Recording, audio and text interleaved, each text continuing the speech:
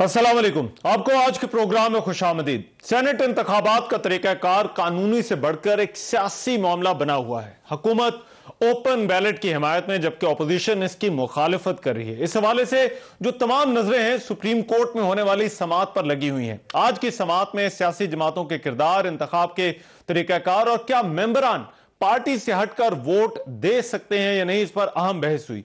Chief justice ने remarks दिए कि मुआहिदा वोट के खुफिया तरीकाकार को खत्म करने का था। अफसोस कि पाकिस्तान पीपल्स पार्टी और मुस्लिम लीग नून मिसाक जमहूरियत मुआहिदे से फिर गई। अटॉर्नी जनरल ने कहा कि पार्टी के खिलाफ वोट देने पर कोई सजा नहीं, जिसको पार्टी के खिलाफ वोट देना है खुल कर दे। सजा सिर्फ वोटों की खरीदो फरोख्त पर हो सकती है। एडवोकेट जनरल सिंध ने भी दलाइल दिए और कहा कि हॉर्स ट्रेडिंग का सबने सुना है जबकि शवाहिद किसी के पास नहीं। सुप्रीम कोर्ट का दायरा कार एडवाइजरी है और अदालत सिर्फ उठाए गए सवालात का जवाब दे सकती है। चीफ जस्टिस ने यह भी कहा कि आइन एक सियासी दस्तावेज है और आइन की तशरीह करते वक्त अदालतें सियासी काम ही कर रही होती हैं। एडवोकेट जनरल सिंध ने इस पर कहा कि ओपन बैलेट से हॉर्स ट्रेडिंग खत्म होने का कोई सबूत नहीं। आर्टिकल 226 में तरमीम किए बगैर विफाकी हुकूमत की ख्वाहिश पूरी नहीं हो सकती। इस पर चीफ जस्टिस ने कहा कि 63A का जो इतलाक है वो सेनेट इंतखाबात पर नहीं होता। आर्टिकल 59 में खुफिया वोटिंग का कोई जिक्र नहीं। जस्टिस एजाजुल एहसन ने यह भी कहा कि आर्टिकल 59 और 226 को मिलाकर पढ़ना होगा। अब एक तरफ तो अदालत की समाअत है, दूसरी तरफ इलेक्शन कमीशन ने सेनेट के उम्मीदवारों के लिए हलफनामे का मुसवदा भी तैयार कर लिया है, जिसमें उम्मीदवार की जानिब से यह कहा जाएगा कि उसने पार्टी टिकट के लिए सियासी जमात को कोई रकम नहीं दी। रकम अदा करने की सूरत में सियासी जमात का नाम और रकम दर्ज की जाएगी, जबकि उम्मीदवार की तरफ से यह भी हलफ होगा कि उसने बराह रास्त या बिलावास्ता किसी वोटर को खरीदने या असर अंदाज करने के लिए रकम नहीं दी। हुकूमत आज भी अपोजिशन को मिसाके जमहूरियत याद करवाती रही। सेनेट में कायदे ऐवान डॉक्टर वसीम शहजाद ने एक प्रेस कॉन्फ्रेंस की और कहा कि नून लीग और पीपल्स पार्टी असूली तौर पर इत्तफाक करने के बावजूद इस तजवीज की मुखालफत कर रही है। माना कि चार्टर ऑफ डेमोक्रेसी में यह बात तय की गई, दोनों पार्टी बड़ी पार्टीज के लीडर्स ने, मोहतरमा शहीद बेनजीर भुट्टो ने, इनके कायद नवाज शरीफ साहब ने, दोनों ने दस्तखत किए। वादा हुआ, वादा इफा नहीं हुआ। इसी तरह उसके बाद से बेशुमार बयानात, बेशुमार जो इनकी स्टेटमेंट्स हैं वो रिकॉर्ड का हिस्सा है। मैं बंद करता हूं। वो रिकॉर्ड का हिस्सा है, मगर किसी पर अमल दरामद नहीं हुआ। वो कहते हैं कि हाथी के दांत खाने के ओर होते हैं, दिखाने के ओर होते हैं। तो ये तफरीक अब बड़ी वाज़ेह हो गई है कि इनके खाने के दांत और हैं और दिखाने के दांत और हैं। अदालत से भी फैसला आना बाकी है, लेकिन मरीम नवाज 2 रोज पहले ट्वीट करके ये कह चुकी हैं कि नजरिया जरूरत को जिंदा करना कौम और खुद अदलिया के लिए बड़ा अलमिया होगा। बिलावल भुट्टो ने आज एक जलसे से खिताब करते हुए कहा कि हुकूमत इन इंतखाबात को मुतनाज़े बना रही है। Pakistan democratic movement senate elections में भी इस हुकूमत को ना सिर्फ सिंध से, पंजाब से, मगर इस्लामाबाद में हम वार कर रहे हैं। वो आम सेनेट इंतखाबात की वजह से इतने परेशान हो चुके हैं कि हर इदारा को कंट्रोवर्शियल बना रहे हैं। कभी वो बंदूक इलेक्शन कमीशन के कंधों पे चलाना चाहते हैं, कभी वो बंदूक सुप्रीम कोर्ट के कंधों से चलाना चाहते हैं और किसी ना किसी से सेनेट इलेक्शन में धांधली करवाना चाहते हैं। साथ ही साथ इन इंतखाबात के लिए कागजात नामजदगी पर एतराजात और उनके मंजूर या मुस्तरद होने का अमल भी जारी है। पंजाब से सेनेट की टेक्नोक्रेट की 2 नशस्तों पर तो उम्मीदवार बिला मुकाबला मुंतखब हो गए। फैसल वाडा, यूसुफ रजा गिलानी के भी कागजात मंजूर हो गए, जबकि मुस्लिम लीग नून के रहनुमा परवेज रशीद के कागजात मुस्तरद हो गए।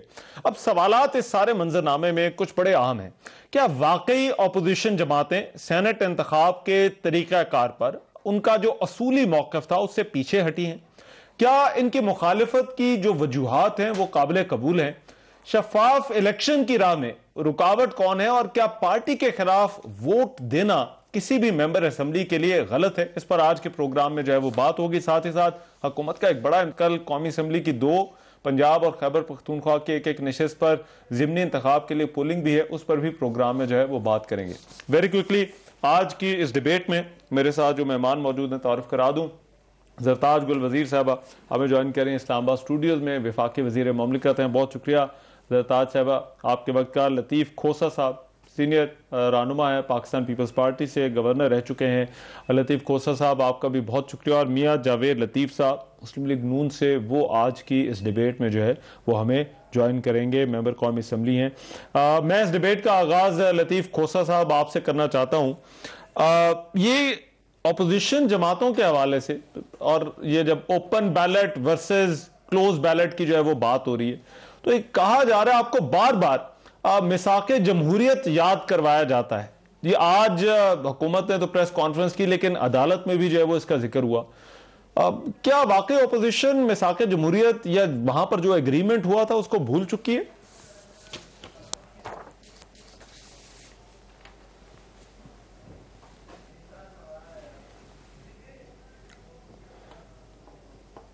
जी लतीफ़ खोसा साहब, आपको आवाज आ रही है? मेरा ख्याल है आपका जो माइक है वो म्यूट के ऊपर है, जरा उसको अनम्यूट कर लें।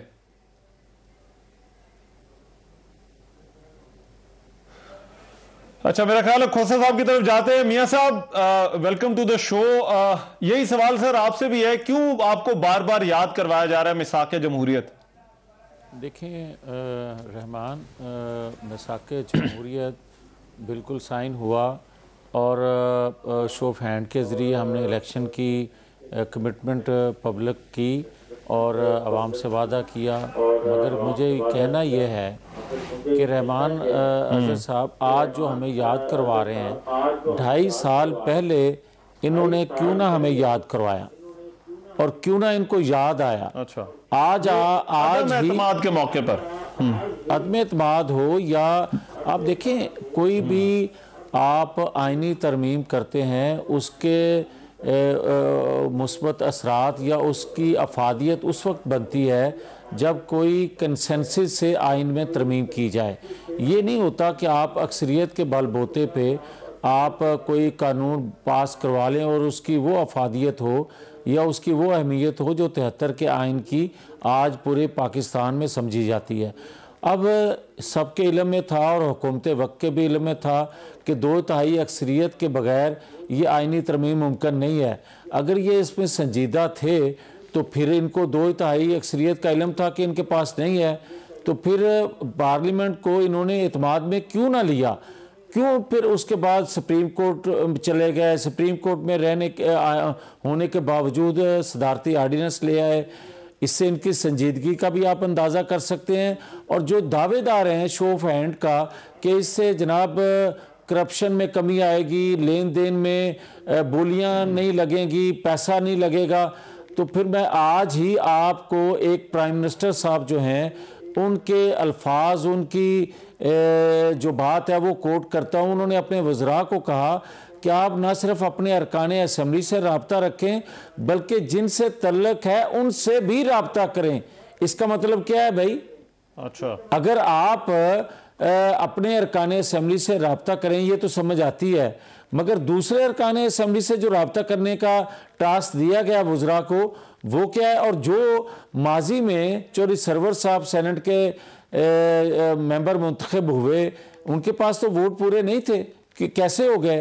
क्यों, क्या एक्शन हुआ? चले, ये आप इन पे तनकीद तो कर रहे हैं, लेकिन आपका भी एक असूली मौक़िफ़। और वैसे तो मरियम नवाज साहिबा ने अभी ये मेरा ख्याल है चंद दिन पहले उन्होंने खुद ये कहा कि वो खुफिया ये ओपन बैलेट के खिलाफ नहीं है।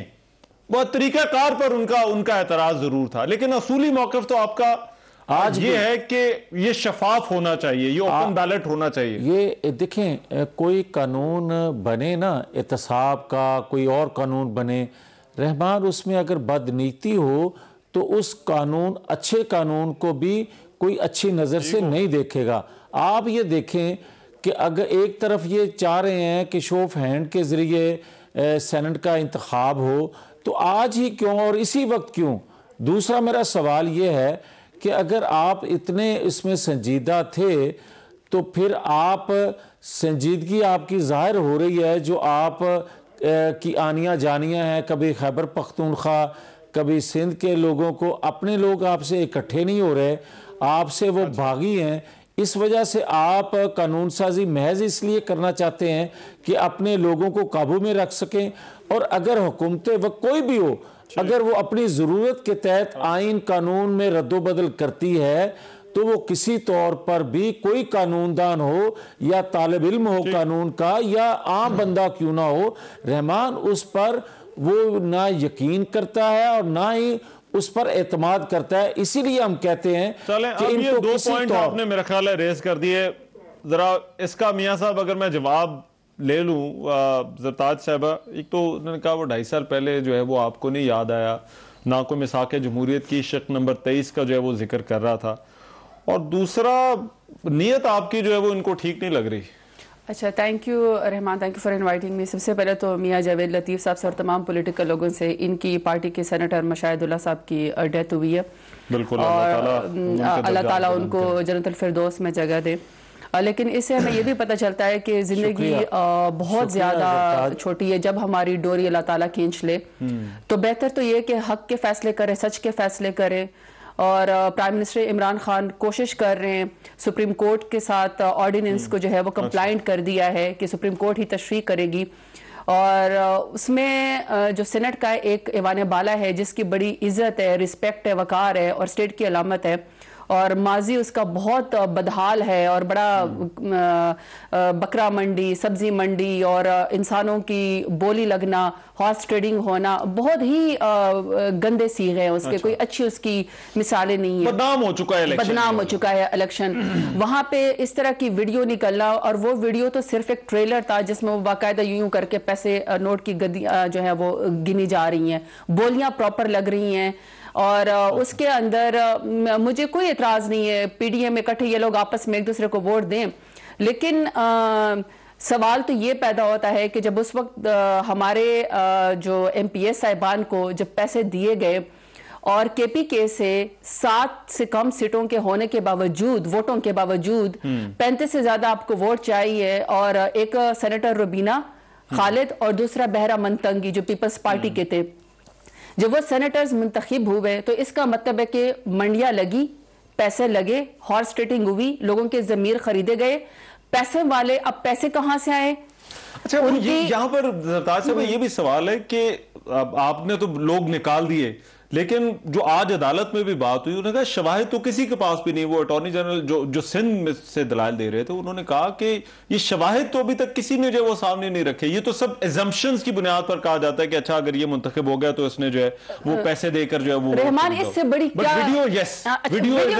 वीडियो के अलावा रहमान इससे बड़ी क्या दलील होगी कि पीपल्स पार्टी के 7 वोट हों और उसके 2 सेनेटर जो है वो बहरा मंतंगी और सेनेटर रुबीना खालिद। अब ये जो आपने वो चलाई है वीडियो कि आज बिलावल भुट्टो जरदारी साहब एक पर्ची वाले चेयरमैन के खिताब कर रहे थे, तो ये जो हम इनको चार्टर ऑफ डेमोक्रेसी याद दिला रहे, तो चार्टर ऑफ डेमोक्रेसी में तो वो तो बेनजीर के खून को भी भूल चुके हैं, वो तो भुट्टो के फलसफे को भी भूल चुके हैं। उनको तो याद ही नहीं है कि वो कोई जमहूरियत की पार्टी थी। जमहूरियत की पार्टी में सेनेट के इलेक्शन से पहले तो अपने दोनों उन सेनेटर का इस्तीफा दिलवाना चाहिए, कौम से माफी मांगनी चाहिए, इसके अलावा इनके खिलाफ एक्शन होना चाहिए कि ये पैसे और नोट दे के यहां तक जो है वो पार्लियामेंट में 2 सेनेटर्स लेकर आए जब इनके बनते नहीं थे। इससे बड़ी क्या दलील होगी? लेकिन बहरहाल मेरा मकसद ये है कि देखिए, हम ये कह रहे हैं कि जिसके जितनी वोट हैं, अगर आपके 5 सेनेटर्स बनते हैं तो आपको 5 हो। ये जी असूली मौकफ नहीं है। मुझे तो लगता है कि इनके वसूली मौकफ को इस वक्त जो है कमाई का टाइम है, वो कमाई के टाइम के ऊपर चूंकि प्राइम मिनिस्टर इमरान खान आ गए हैं कि आप जो है वो शो ऑफ हैंड के जरिए आपके जितने सेनेटर्स बनते हैं उसको खतरा पड़ गया, तो इनको अब सारी जो है वो सियासत भी याद आ गई, इलेक्शन कमीशन। ये कौन सा ताना हमें मार रहे हैं रहमान? वैसे हमें ये कौन सा ताना मार रहे हैं कि आपको अब याद आया? हमें तो जब भी याद आता है, हम जब कानून साजी करते हैं अवाम के लिए, आपको जो है वो इस तरह इन राइटिंग में जो है वो एनआरओ याद आ जाता है। आपके सारे कानूनी सेनेटर्स पुराने जो लोग हैं, जो आपके पार्लियामेंटेरियंस हैं, वो नैब के 37 शिकों में से 34 शिके ले आते हैं कि खत्म कर दो। वसूली मौक़िफ़ किसका है? वसूली मौक़िफ़ किसका? मुझे 1 मिनट दे जरा। वसूली मौक़िफ़ देने वाले के 2 सेनेटर्स बन गए पीपल्स पार्टी के, जिसका मैं कह रही हूँ माफी भी मांगनी चाहिए और चार्टर ऑफ डेमोक्रेसी के ऊपर भी अमल करना चाहिए। अगर नुकसान हुआ था खैबर पख्तूनख्वा में, तो वो मुस्लिम लीग नून भी जो है वो नुकसान उठाने वालों में थी, पीटीआई के अलावा, जहां तक मुझे याद है, क्योंकि परवेज खटक और ये जो बाकी लोग थे बाद में जिस तरह से उनको आइडेंटिफाई किया गया था। खोसा साहब, ये क्यों आपको मिसाके जमहूरियत बार बार जो है वो याद कराया जा रहा है? आज अदालत में भी जो है वो इसका जिक्र हो गया। सर देखिए, हम बिल्कुल मिसाके जमहूरियत पर हम कायम और दायम हैं और शफाफियत इलेक्शन की और ओपननेस के हम बिल्कुल दाई हैं। अच्छा, लेकिन जरा इनसे पूछिएगा कि 34 वोट पंजाब में इनके थे, 56 वोट इनके माशाल्लाह चौधरी सरवर साहब ने लिए, 22 वोट्स वो कहां से आए? जरा ये अपना भी बता दीजिएगा। अगर ये कहते हैं कि वो पॉपुलर थे और उनको लोगों ने वोट दिए, तो यही बात हमारे ऊपर भी आते हैं। हमारा तो जो वो है उसका तो किराए के मकान में रहता है, पैसे उसने कहां से देने हैं? उसको तो अपना जो है किरदार की बुनियाद पर उसको लोगों ने वोट दिया है।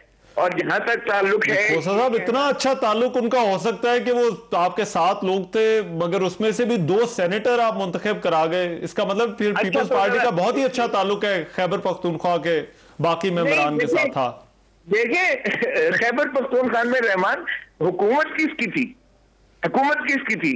पीटीआई की। फिर क्यों नहीं इन्होंने उस वक्त इमरान खान साहब ने कहा, ये देखो हमने वो नोट गिनते हुए की कैसेट दिखाई, नोट गिनते हुए, देने वाला भी पीटीआई, लेने वाली भी पीटीआई, हुकूमत भी पीटीआई की, और सिर्फ ये उन 20 या 22 अगर मेंबर्स को सिर्फ फारिग करना ही क्या मकसूद था? अच्छा। क्या उसके अलावा जुर्म नहीं बनता है? रिश्वत देने वाला, रिश्वत लेने वाला दोनों कानून की नजर में मुल्जिम है। और अगर कहा गया हो कि स्पीकर के घर पर थी या डेरे पर उस पे जो है दिया गया और परवेज खटक साहब भी जो है उसमें शरीक और शामिल थे, अच्छा। तो करवाइए इसकी इंक्वायरी। क्यों नहीं आपने उस वक्त मिट्टी पा दे, उस वक्त आपने दफन कर दिया उसको, सिर्फ उनको शो कॉज नोटिस देके। और वो भी जब इलेक्शन कमीशन में इन्होंने दरखास्तें दी तो उसमें कोई ऐसा इल्जाम इन्होंने नहीं लगाया। देखें 2.5 साल तो ये हो गए हैं ना इनकी हुकूमत आए हुए, लेकिन उस वक्त 2018 में जब ये हुआ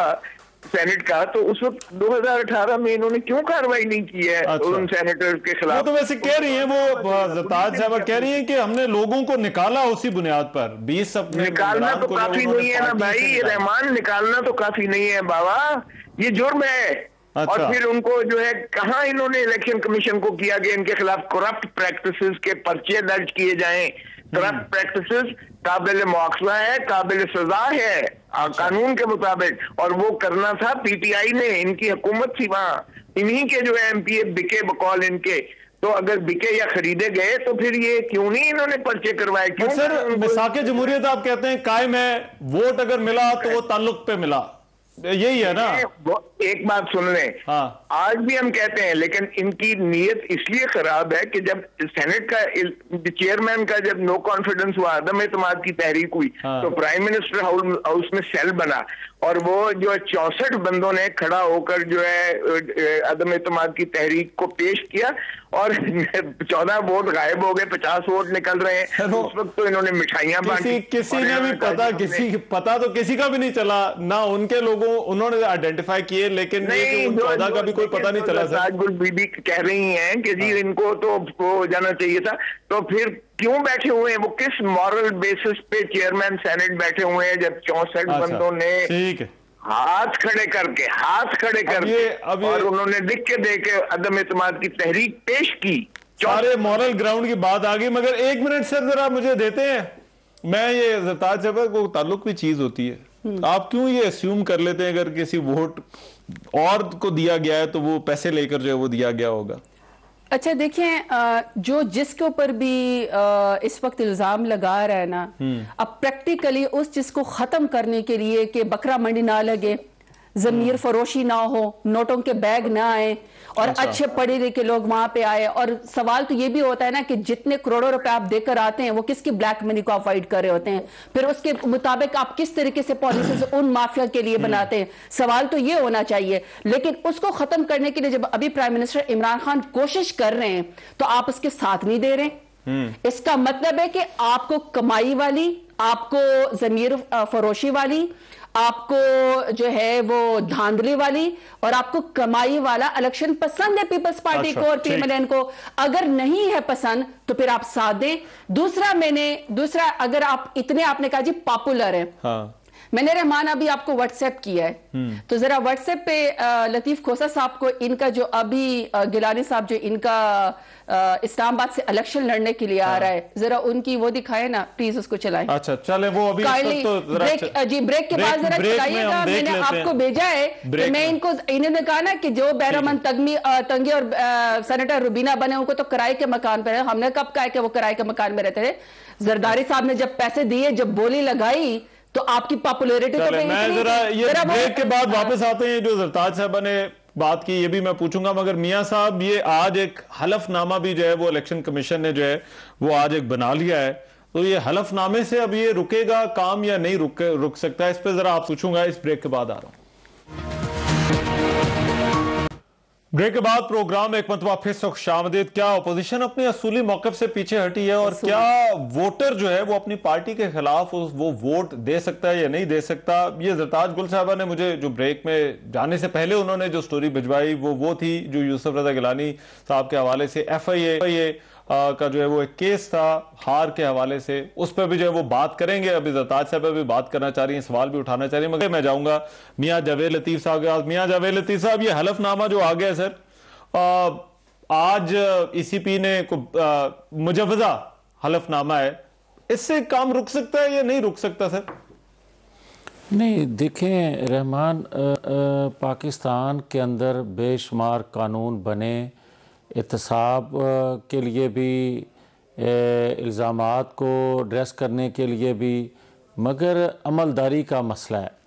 अब आप ये देखें कि जब डिपार्टमेंट जो हैं वो किसी भी हुकूमत वक्त के कंट्रोल में हो और वो कंट्रोल हों और रिज़ल्ट उसके मुताबिक दिए जा रहे हों, तो फिर सवाल भी उठेंगे और इंसाफ भी नहीं मिलेगा। आप ये देखें कि इससे पहले भी क्या कितने हलफनामे हैं जो मुख्तलिफ डिपार्टमेंट्स के हेड लगते हैं और वो हलफ देते हैं और उसके बाद क्या होता है। इसी तरह मैं ये कहूँगा कि इससे कंट्रोल नहीं होगा। बात ये असूली है, शो ऑफ हैंड होना चाहिए, मगर फिर मैं वही बात करूँगा कि किस वक्त और क्यों किया जा रहा है। अब अगर कानून आप अपनी, वैसे ये क्या मसला क्या है, क्यों पार्टियां जो हैं वो अपने मेंबरान से ऐसा लगता है कि जैसे कुछ खौफजदा हैं? असूली तौर पर तो ज़ाहिर बात है तीनों पार्टियां एग्री करती हैं कि शो ऑफ हैंड होना चाहिए, लेकिन ये अपने मेंबरान पर एतमाद क्यों नहीं? और फिर क्या मेंबर, आज तो वैसे अदालत ने तो कहा है इस पर सजा कोई नहीं है, 63A लागू नहीं होता अगर कोई अपनी पार्टी के अलावा भी जो है वो वोट दे देता है, तो फिर ये मेंबरान को क्या ये इख्तियार देना चाहिए या नहीं चाहिए आपकी नज़र में कि वो किसी को वोट दे सके? मैं ये अर्ज़ करूँगा कि मेंबर को इख्तियार तो होना चाहिए कि वो अपने ज़मीर के मुताबिक वोट दे, मगर जब किसी जमात का टिकट लेता है वो पाबंद होता है कि लीडरशिप के फ़ैसलों को, उसको रिज़ाइन करके फिर अपनी सोच या अपना नज़रिया या अपना असूल वज़ा करना चाहिए। ये तो पहली बात है। मगर जो आप बात कर रहे थे ना कि किस तरह ये कंट्रोल होंगी चीज़ें, अगर जो वीडियो आपके सामने आई खैबर पख्तूनख्वा की, क्या आज पूरी पाकिस्तानी कौम को ये इल्म नहीं है कि वो उस वक्त के जो स्पीकर थे असद कैसर खैबर पख्तूनख्वा के, उनके हाउस में ये सारी ट्रेडिंग हुई और करवा कौन रहा था? उस वक्त के वज़ीर आला वो कौन थे? परवेज़ खट्टर। किसी ने कोई एक्शन लिया? और अगर ये वीडियो किसी अपोजिशन के मेंबर के मतलब खुदा न खास्ता होती तो रहमान उसका जो आज तक हशर हो चुका होता वो मैं बयान नहीं कर सकता। मगर मैं ये कहूँगा कि इस वीडियो को देखते हुए जो 2.5-3 साल पहले इमरान खान साहब के पास मौजूद थी और वो दावेदार थे कि मेरे पास वीडियो है, उसके खिलाफ आज तक एक्शन क्यों नहीं हुआ? आज तो वो हुकूमत वक्त हैं, आज उस वक्त खैबर पख्तूनख्वा में उनकी हुकूमत थी, आज तो वफाक में उनकी हुकूमत है, तो उनके खिलाफ अगर एक्शन लेते तो ये एक मैसेज जाता सबके लिए और ये एक असूल बनता सबके लिए। मगर ये क्या तरीका है कि जब आपको जिस असूल की ज़रूरत होती है, जिस कानून की ज़रूरत होती है, वो आप कानून भी बना लेते हैं और असूल भी वही आप दुनिया पर लागू करना चाहते हैं। ये है असल बुराई, ये है असल खराबी, जिसकी वजह से आप जितने मर्जी कानून बना लें।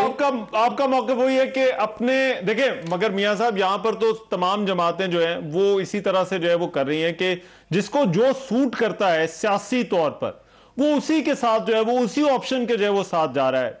मैं एक मिनट जरा मुझे दें ज़रताज साहबा, एक तो वो जो आप सवाल पूछना चाह रही थी खुद पूछ लें जरा, लेकिन यूसुफ रजा गिलानी की जो नॉमिनेशन है, क्या हुकूमत को कोई खतरा है उससे? अच्छा, हुकूमत को तो क्या खतरा होना है? हुकूमत तो अपने एलाइज भी मिला सकती है, हुकूमत जो है वो सीट एडजस्टमेंट कर सकती है, हुकूमत नेशनल असेंबली में तो मतलब आप हैं और आपके इत्तेहादी हैं और ऑलरेडी इसलिए हमारा खतरा नहीं, हमारा इसलिए प्राइम मिनिस्टर बना हुआ, हमारे लिए स्पीकर बना हुआ है, इसलिए हमारे डिप्टी स्पीकर बना हुआ है कि क्योंकि हम अक्सरियत में, तो अक्सरियत को ही वोट पड़ना, इसमें कोई ज्यादा साइंस तो है नहीं।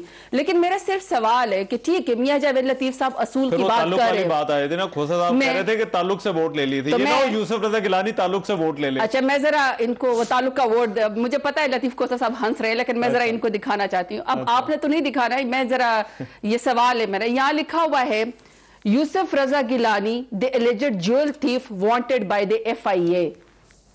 मतलब आप ये बताएं कि आपका कैंडिडेट है, FIA उसको वांटेड करी, और आपको पता है उस वक्त FIA के जरिए जब ये वांटेड थे, इनको इन राइटिंग कहा गया था कि ये जो आपने ज़ल्ज़ा ज़दगान का जो फर्स्ट लेडी टर्किश ने ये हार जो है वो ज़ल्ज़ा ज़दगान के लिए दिया था, वो इनकी पोजीशन में से निकला था, और आपको पता है वो चौधरी निसार साहब ने इनको ये लेटर लिखा था। अब मैं अगर यारी दोस्ती करनी है तो क्या आप समझते हैं कि PMLN के जो डाई हार्ड वर्कर हैं और सपोर्टर और MNAs हैं, वो इस शख्स को जिसके नॉकआउट पे करने पे नवाज शरीफ साहब ने, ये बाद में 2012 में जो है सुप्रीम कोर्ट ने इनको डिस्क्वालीफाई कर दिया था। अच्छा। इनको क्या PMLN जो है वो देगी, वोट देगी? दूसरा, मेरे दूसरी साइड पे लतीफ खोसा साहब बैठे हुए, क्या लतीफ खोसा साहब इनसे, मियां जावेद लतीफ साहब से पूछेंगे कि जब आप ये डिस्क्वालीफाइड होने गए थे तो इनके खिलाफ काला कोड, यूसुफ रजा गिलानी के खिलाफ तो काला कोड तो आप पहन के गए थे, अब ये समझते हैं कि ये अवाम को धोखा दे देंगे क्योंकि सिर्फ इनका मौकफ, या मैं जो कह रही हूँ कि वसूली सियासत के अंदर जो है इनको इस वक्त टेंशन हो रही है, पैसे नहीं मिल रहे। वो ठीक है, अच्छा, के हवाले से कैंडिडेट बड़ा मैटर करता है, कैंडिडेट बड़ा मैटर करता है। मेरा सिर्फ दूसरा सवाल, ये जो बार बार कह रहे कि इनको जो मौका याद आता है, 2014 के बाद जो असद उमर साहब की और शीरी मजारी साहबा की और प्रेसिडेंट डॉक्टर आरिफ अलवी की कमेटी थी, उसमें आप लोग भी शामिल थे, आप लोगों ने उसको रद्दी की टोकरी में फेंक दिया जो इलेक्शन रिफॉर्म्स थी। फिर ये जो हम पिछले साल इलेक्टोरल रिफॉर्म्स लेकर आए, स्टैंडिंग कमेटी से होकर आया, आप लोगों ने उस टाइम पे इन लोगों ने उसका साथ नहीं दिया, ठीक है।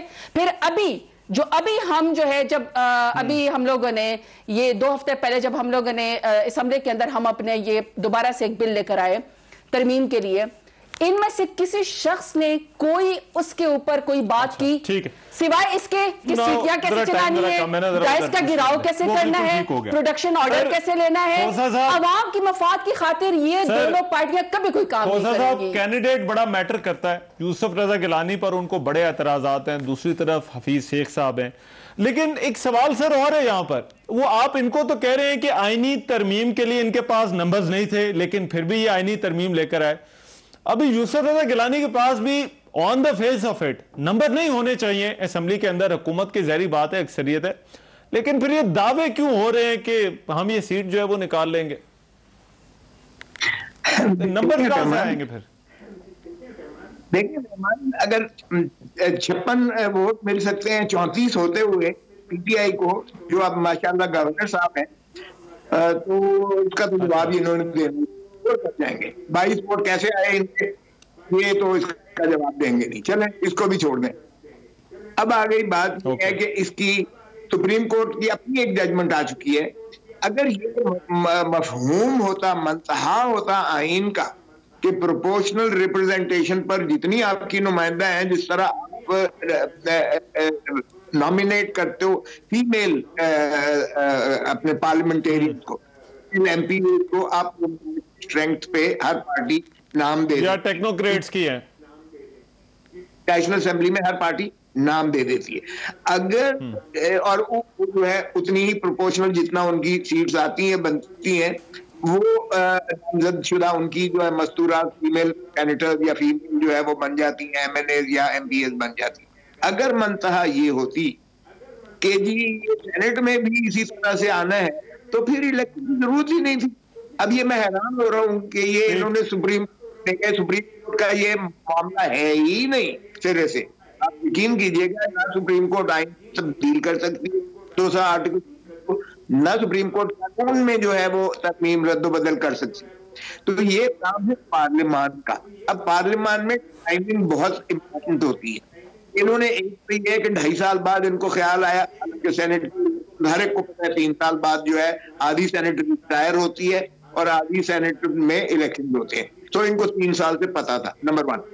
नंबर 2 ये देखिएगा कि तरमीम की आड़ में न सिर्फ ये आर्टिकल 226 में तरमीम ये मांग रहे हैं, बल्कि ये आर्टिकल 63 में भी मांग रहे हैं कि आर्टिकल 63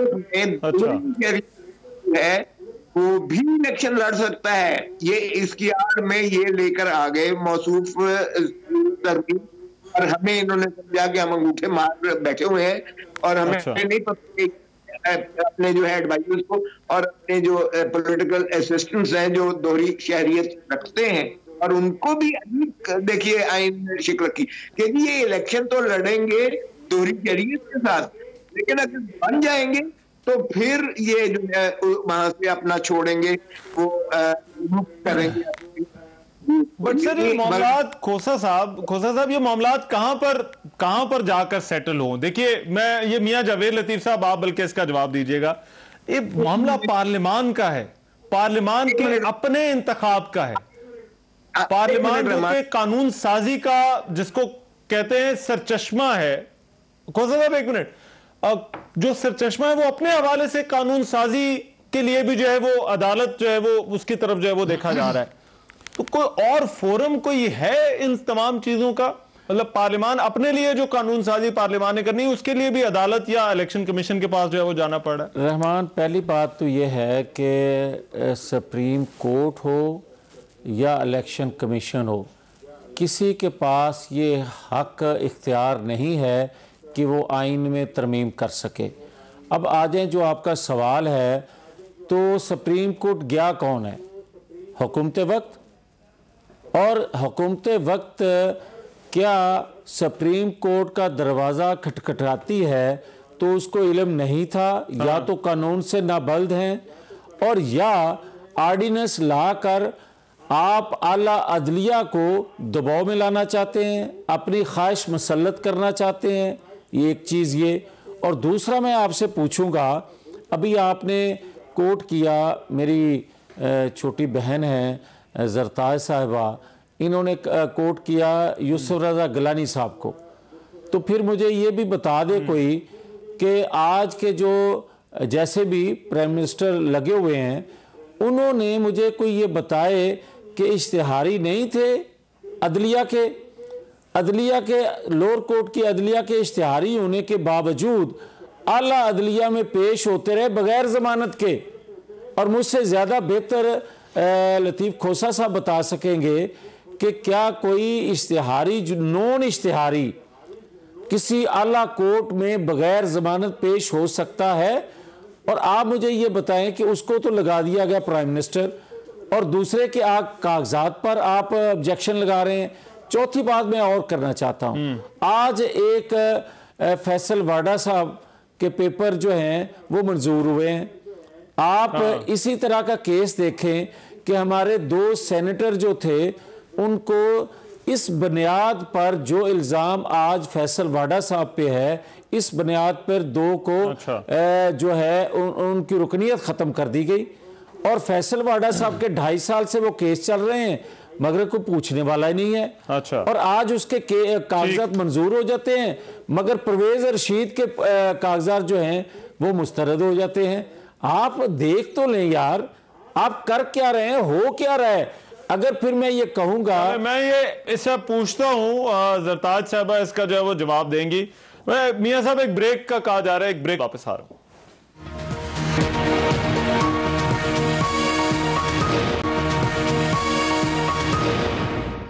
ब्रेक के बाद प्रोग्राम में एक मरतबा फिर से खुशामदीद। अपोजिशन का असूली मौक़िफ़ और फिर क्या वोटर अपनी पार्टी के खिलाफ भी उसके पास वोट देने का राइट होना चाहिए या नहीं। जरताज गुल साहबा, ये ब्रेक पर जाने से पहले कागजात नामजदगी की भी जो है वो बात कर ली। आज परवेज रशीद साहब के कागजात जब रिजेक्ट हुए तो उन्होंने तो हुकूमत पर ही इल्ज़ाम लगाया, लेकिन बिलावल भुट्टो ने भी बात की। उन्होंने कहा कि वो धांधली जो है वो करने की कोशिश की जा रही है। क्या हुकूमत कोई गड़बड़ कर सकती है वैसे इन इलेक्शंस के अंदर? देखिए, मुझे ये समझ नहीं आती कि जिस इलेक्शन के अंदर आपके एमपीएज ने वोट डालना है और इस्लामाबाद में आपके एमएनएज ने वोट डालना है और हमारी पार्टी ही अक्सरियत के अंदर है, तो मुझे ये समझ नहीं आती कि इसके अंदर धांधली का सवाल कहां से पैदा होता है। इसलिए तो हम शो ऑफ हैंड की बात करें कि ये जो कदगन है जिसमें ज़मीर फरोख्त होती है, जिसमें बोलियां लगती हैं, उसको हम खत्म करना चाहते हैं और हम कहते हैं कि आपकी जितनी अक्सरियत है आपको उतनी मिल जाए।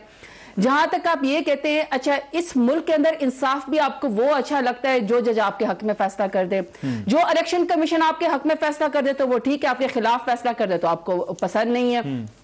अब जावेद लतीफ साहब ने फरमाया कि जी इनके परवेज रशीद साहब के जो है वो पेपर रिजेक्ट हो गए। कमाल देखें, 95 लाख का एक बंदा नादहिंदा है, पंजाब हाउस में वो ऐशो इशरत करता रहा है।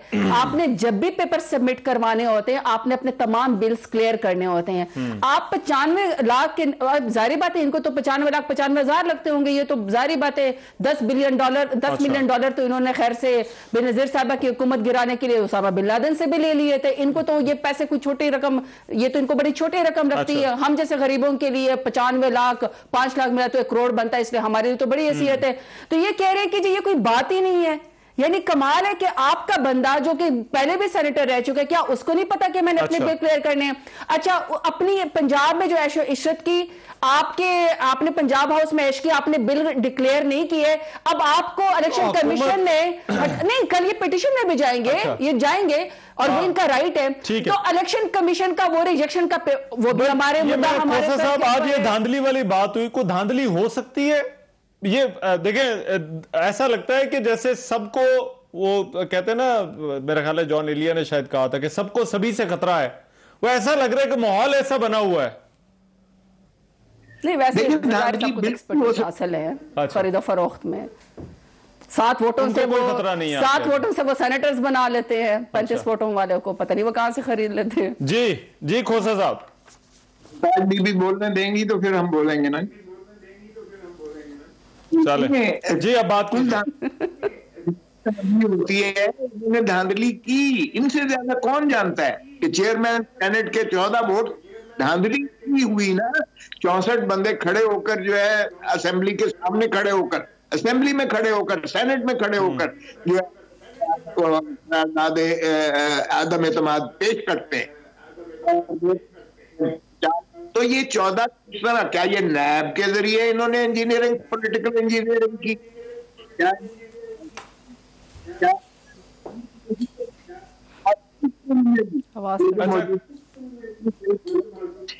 खोसा साहब, आपकी मेरे ख्याल को ऑडियो का मसला है, मुझे ये जरा फिक्स कर लेने दे मियां साहब। नहीं, अच्छा मियां साहब से पहले एक सेकंड, रहमान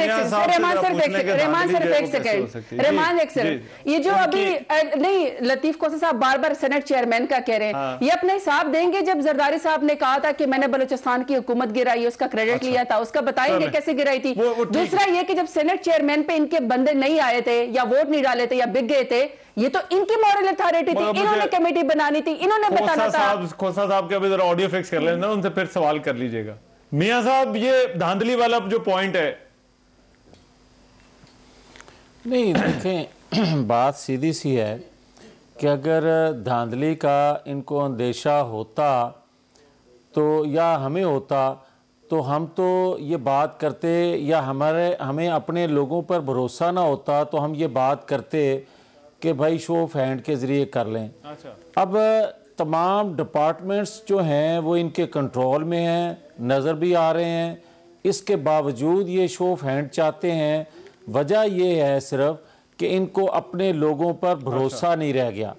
और जब इनको अपने लोगों पर भरोसा ना होने की वजह यह है कि इनके अरकान असम्बली अपने रहमान हलकों में जब जाते हैं तो उनको वहाँ से जो गालियाँ सुनने को मिलती हैं, वहाँ जो लोगों का गम और गुस्सा जो इनको देखने को मिलता है, वो समझते हैं कि हम इलेक्शन लड़ने वाले लोग हैं। इमरान खान साहब या इनके मामले खसूसी जो हैं, ये एक बड़ी फौज जो है ये तो बैग उठाएगी और बाहर चली जाएगी, मगर हमने तो इन्हीं हलकों में रहना है।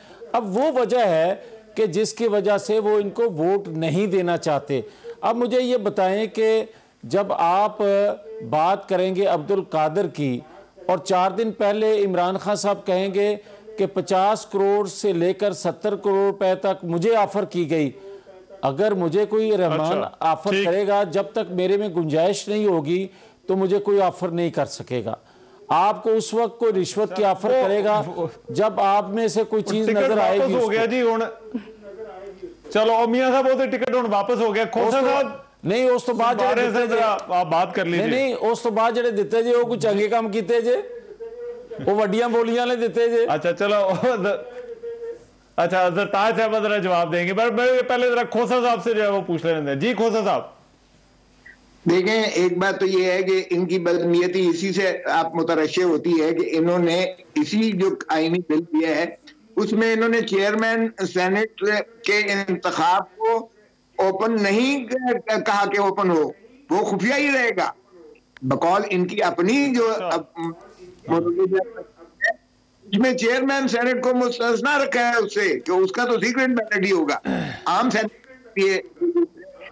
दूसरी बात ये, दोनों मेरे बहन और भाई कह रहे हैं कि शो ऑफ हैंड, तो भाई शो ऑफ हैंड से हो ही नहीं सकता ये इलेक्शन, इसलिए कि एक वोट नहीं देना होता। आपने फर्स्ट प्रेफरेंस देनी है क्या? आप हाथ ऊंचा कर देंगे, नीचे कर लेंगे, तीसरी पे आप और नीचा कर लेंगे, चौथी पे आप और नीचे कर लेंगे, कहां तक जाएंगे भाई?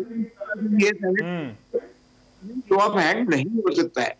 ओपननेस में देखिए, फ्रैक्शन पे अगर दूसरा वोट एग्जॉस्ट हो गया है, पहला एग्जॉस्ट हो गया तो दूसरा फर्स्ट लगेगा, वो भी उतना लगेगा जितना उसको मतलूब होंगे, फिर फ्रैक्शन पे हिस्सा जाके जो है ये इसका है ही नहीं कि आप। ठीक है, राइट। खोसा साहब मुझे एक ब्रेक लेनी है, मेरा ख्याल है कुछ आपकी ऑडियो भी हम जरा फिक्स करने की कोशिश करेंगे इस ब्रेक में, मगर जब ब्रेक के बाद जरा वापस आते हैं तो कल हुकूमत का एक और इम्तिहान है, ज़िमनी इलेक्शन।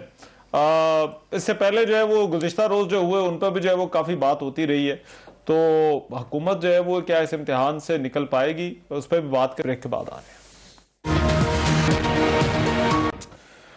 ब्रेक के बाद प्रोग्राम में एक मरतबा फिर से खुशामदीद। ज़िमनी इंतखाब भी है कल, इससे पहले जो है वो चंद दिन पहले जो सिंध के अंदर इंतखाब हुए थे उसके बाद उसमें जो है वो हुकूमत जो है वो नहीं सीट निकाल सकेगी, मगर मियां जावेद लतीफ साहब ये कल वाले जो ज़िमनी इंतखाबात है, क्या तवक्कुआत है जी आपकी ये इन इलेक्शन से, खास तौर पर जो डस्का वाला है और दूसरा वजीराबाद वाला इलेक्शन है, NA-75 और PP-51? पूरे पाकिस्तान में जहां चाहें ये इलेक्शन करवा के देख लें। ज़िमनी इलेक्शन लड़ने का मकसद एक PDM का ये भी था कि इनको अपना किया धरा जो है वो नज़र आ जाए। आप ये देखें कि कल इनके जो उम्मीदवार थे, जो इंतखाबी कैंपेन वज़ीराबाद या डस्का में चलती रही, तमाम जो सरकारी महकमों के मुलाजमीन थे बेचारे, उनकी हाज़िरी इंश्योर की जाती थी, क्या वो जलसा गाह में पहुँचे तब ये जलसा कर सकते थे या कॉर्नर मीटिंग कर सकते थे। इंशाल्लाह इनकी आप कल देखेंगे कि जमानतें जब्त होंगी। अच्छा। वज़ीराबाद में, डस्का में आप नज़र आएगा आपको कि लोगों का सैलाब क्या चाहता है, और कल का इलेक्शन बताएगा 26 मार्च का जो लॉन्ग मार्च है उसके कल के नतायज असरात डालेंगे 26 मार्च के हवाले से। तो ये आप सोचे ही ना कि ये कोई इलेक्शन है, ये तो कल एक मार्का है, एक जंग है लोगों की हुकूमत वक्त के खिलाफ, जिन्होंने 2.5 सालों में उनको ना रोटी उनके हाथ में रहने दी, ना उनके हाथ में अपने प्यारों के लिए कोई दवाई लेने के पैसे रह गया।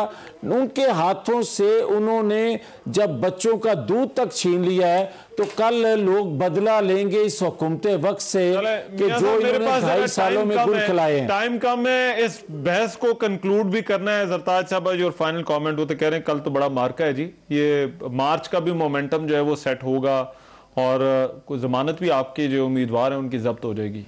देखिए रहमान, एक फोन कॉल के जरिए इनके पार्टी की लीडर बनने वाली जो अंडे और कट्टों के अंदर रहती है और खाली कुर्सियों से खिताब करती है, और गलगित बल्तिस्तान में तो वहां पे भी खिताब कराई थी, जाम का अंडे कट्टियों का जिक्र आ गया, रंग बिरंगी टोपियां पहन के चली गई थी और वो कह रहे थे एक वोट एक आवाज। सुन ले एक वोट एक आवाज का जिक्र हो रहा है, और इनका एक कैंडिडेट बेचारा रो रहा था, उसको एक वोट मिला था। बहरहाल जारी बातें, जब मियां जावेद लतीफ जैसे सीनियर बंदे भी एक मरियम बाजी के पीछे लगेंगे तो वो खाली कुर्सियों से खिताब करने वाले ऐसी निशानदेही। और वैसे सियासत तो वैसे भी इनके खत्म है, बेहतर है इसी तरह नजूमी बन जाएं और लोगों को बताएं। और ये कह रहे हैं कि जी हम अपने हलकों में जाते हैं, असल में जारी बात है इनके अपने जो लीडर है वो इश्तहारी भगोड़े हैं, वो बाहर बैठ गए, ये समझते हैं कि लोग हलकों में नहीं जाते। वो भाई हम हर रोज अपने हलकों में जाते हैं और अपने हल्के वाले हमसे कहते हैं कि तुम लोग कितने अच्छे हुक्मरान हो कि तुम लोगों ने उनकी रोटी बंद की हुई जो माफिया थे। कुछ बता दें कि ये कल वाला इलेक्शन कितना इंपॉर्टेंट है सर?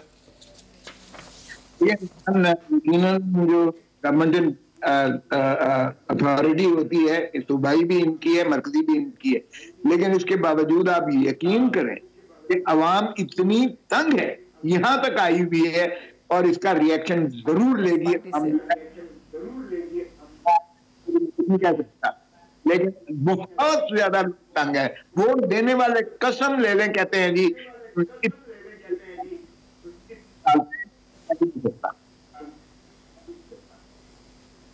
अच्छा ठीक, तो इसका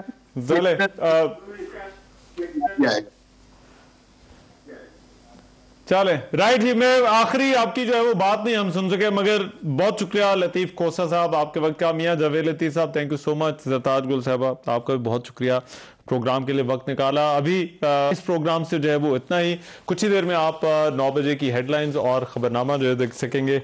अब मेजबान रहमान अजहर को इजाजत दीजिए, अल्लाह ने के बाद।